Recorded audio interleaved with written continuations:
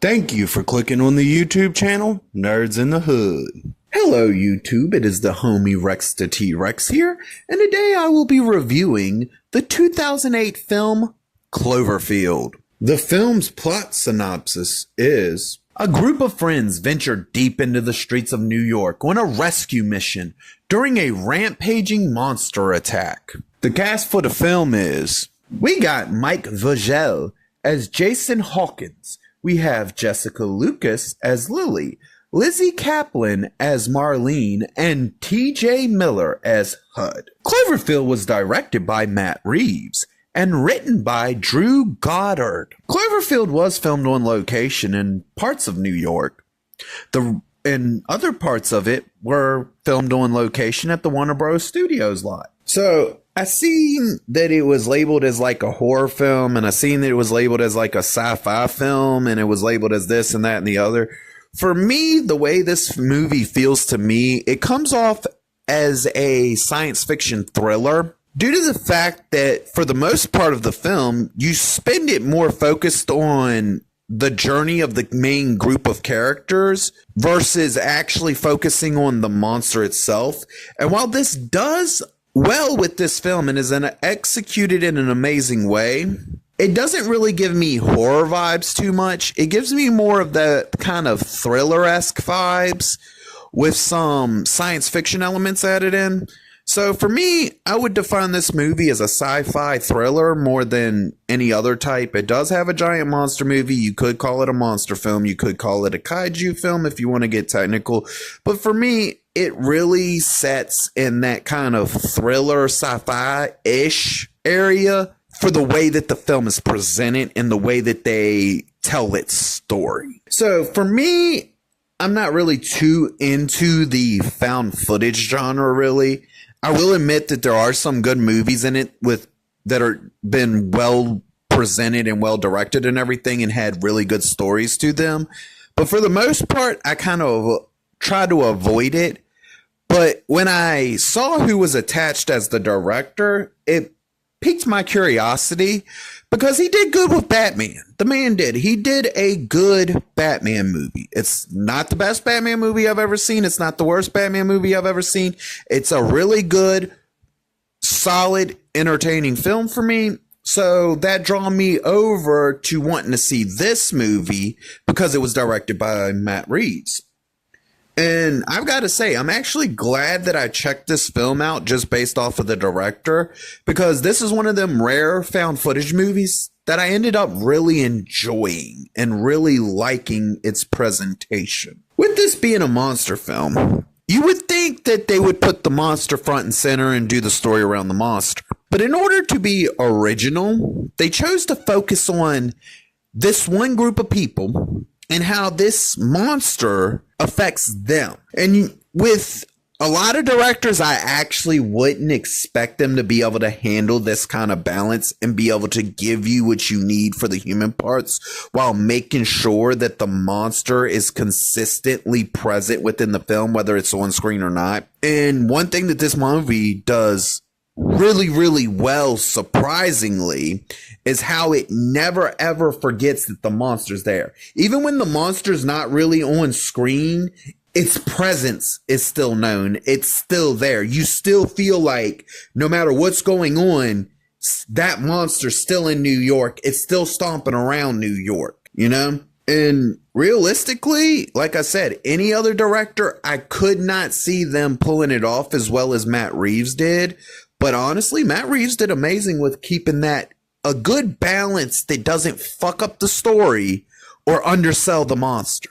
And he did great. This movie does great with teasing glimpses of the monster throughout it. And that's a lot of what helps keep the monster relevant in the film and keeps the monster constantly feeling like he's there in the film, is that they take the time within the story to have these moments that allow you to catch glimpses of it until they finally decide they want to show you what it looks like. While the story for this film, the story itself, is entertaining from beginning to end, I have to say that the reasoning of the main character and the characters that follow him on this journey and the reason that they do it and the reason that they're going where they're going for the purposes of what they're going to go do comes off as extremely fucking retarded. And yeah, it's one of them things where it's the whole center of the film. The whole main idea is fucking stupid, but somehow everything around it, like the acting,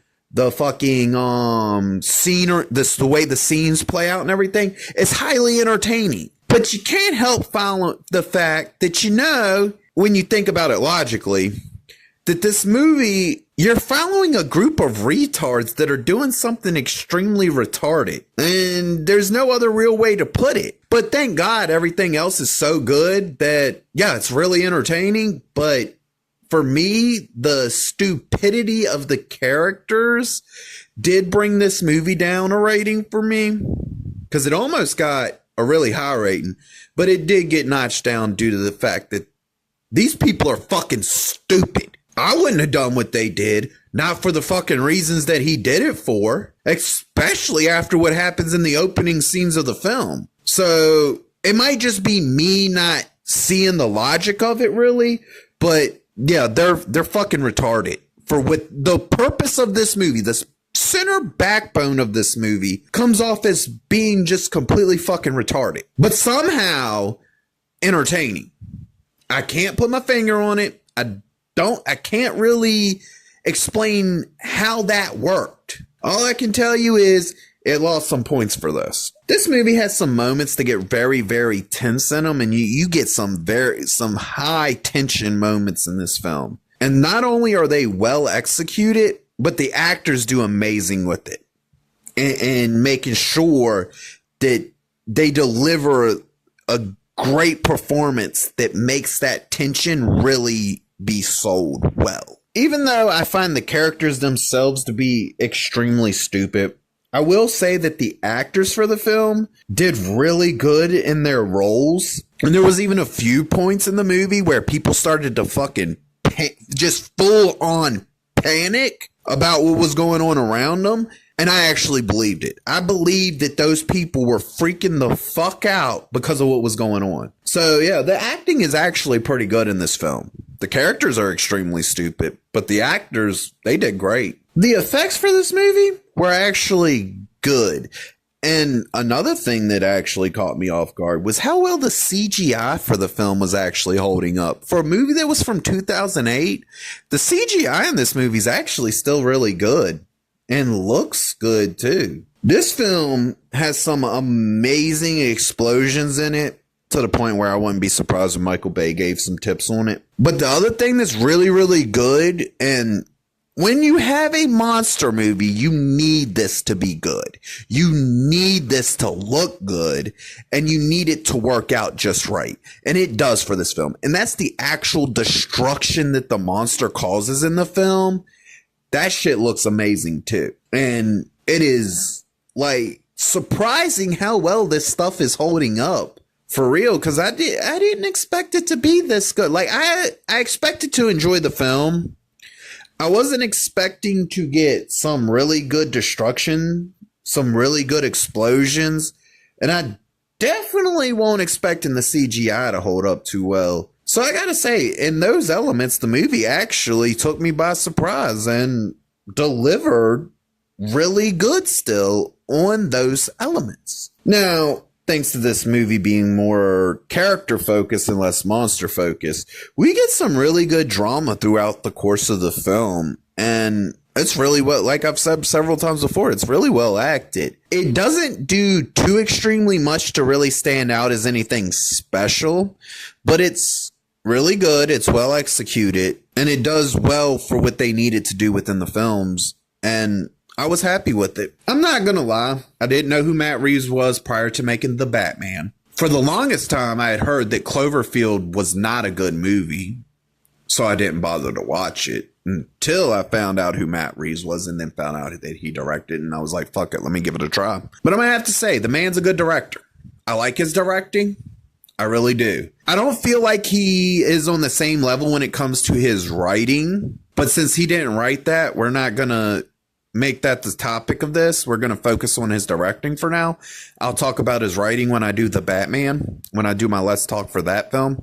But for now, I want to focus on this and say that he did great as a director, and I do like him. He is a director I will now pay attention to when, like, somebody announces, oh, Matt Reeves got a new movie coming out. All right, let me check that man out. Let me see what he's cooking this time. Because I'm going to tell you, when that man cooks, he fucking cooks. This film leaves a lot to the imagination. So I'm not wholeheartedly sure how the two different monsters in this film tie together, or even if they are two completely different monsters even. But I like the design for the monsters, because whilst the little ones look really, really cool and have a good amount of detail to them, the big one has just enough detail to make it feel real. You know, it's not to the point of over detail and almost looking like something you would see in a video game, but it's not too little detail to the point where it looks all fake and crappy. It's just the right amount of detail for it to make your brain go, oh shit, that's fucking crazy. And I really like that about the designs for these monsters, even though they still confuse the living hell out of me by how all this shit ties together. The third act of this movie does great at wrapping up the story that it was trying to tell, and it does bring everything to a very satisfying end. This movie takes a simple idea and finds a way to keep it entertaining from beginning to end. Whilst it is a monster movie, it chooses to focus on its characters. And though those characters have some retarded fucking logic, the movie is still entertaining from beginning to end. I find it to be a fun movie to watch. And yeah, it does have flaws. It's not a perfect film, I'm gonna tell you that right now. And realistically, y'all may see some flaws that I didn't see. That just depends on the viewer. But for me, the thing that stands out about this film is the way it presents its information. It doesn't give you everything, it gives you just enough. It sets up most of the information as being speculative and not actual factual. And it really allows your imagination to try to fill in the blanks for it. And while it's the way I see the film won't be the way someone else views it or sees it, I still find it to be a very entertaining film that I think a lot of people would like and enjoy. But I still don't think that it's a film for everybody, because it realistically boils down to your opinion on found footage. For me, I don't normally like found footage movies. They normally get on my nerves. They normally most of them all feel the same. And this film actually manages to stand out as unique within that genre, period. And while there is flaws in this film, and the movie does has its problems, I still enjoy it from beginning to end. And hey, I would like to actually hear, what is your interpretation of how this monster and all this shit fits together? And don't go giving me some YouTuber Googled answer. Give me your actual honest opinion on what you think on how all this ties together. Because I have my own opinion on how I think, but I want to see what y'all's is. So please do leave it in the comment section below, because I can't wait to see what y'all have to say. This film receives the rating of, I'm actually entertained. If you liked the video, please click the thumbs up.